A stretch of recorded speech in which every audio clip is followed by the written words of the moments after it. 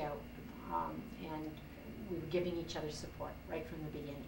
So I don't have one memory, but my memories of the AEN are all a time of enjoyment, a time of support, a time of energizing. I find the AEN always to be a time where I get energy from the AEN, from working with people who are supportive, who are enthusiastic, who believe so strongly in what they're doing. So throughout the 20 years of the AEN's existence, I've missed very, very few meetings of the AEN, and I always find it one of the most important meetings for me to attend during the year.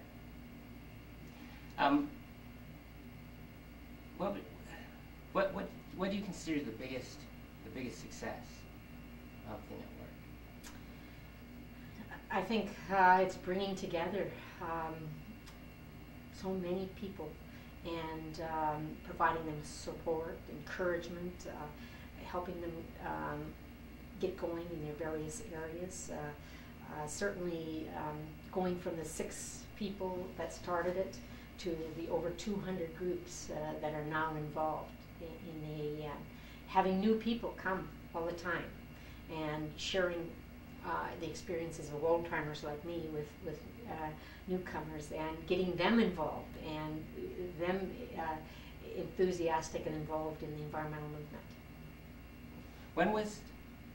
When you said that you, from the very beginning, you've been at the beginning, when was that, and how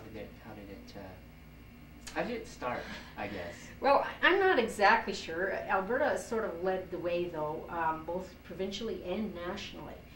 People like Brian Stasinski and Linda Duncan were very much key in getting the organization off the ground. And it really started with just a handful of people and an idea that we could do more if we networked and worked together. And right from the beginning, it was a recognition that we couldn't form one organization. There's always been this pull with the AEN and the CEN. Would we be an organization who takes position on issues and one strong environmental group in the province, or should we be a network of groups, including grassroots groups and provincial groups? And right from the beginning, we made the decision that we would be stronger as a network than we would as a single organization. Because as a single organization, you have to compromise so much on your positions. And as a network, we don't have to compromise. We can work together on the issues we agree upon, and where we don't agree, we can still take our own strong positions. And so right from the beginning, we made that. But it was really half a dozen people who had this idea and who expanded it from there, both in Alberta and took the lead in Canada.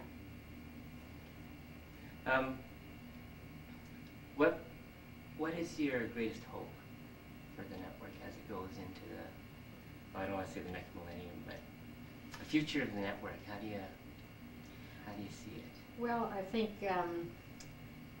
I see it as sort of the same way I see environmentalists and environmental groups. My biggest hope would be that we could that we wouldn't be needed anymore.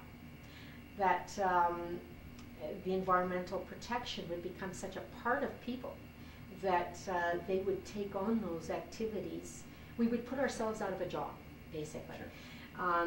Both as a network and as individual environmental groups. And I'm really seeing that to some degree.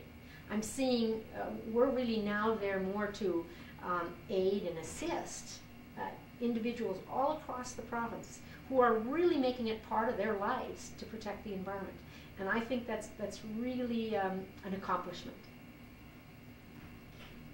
I think that this tape is going to be the first of part of an open mic session where everyone is going to speak to everyone else, all the other member groups.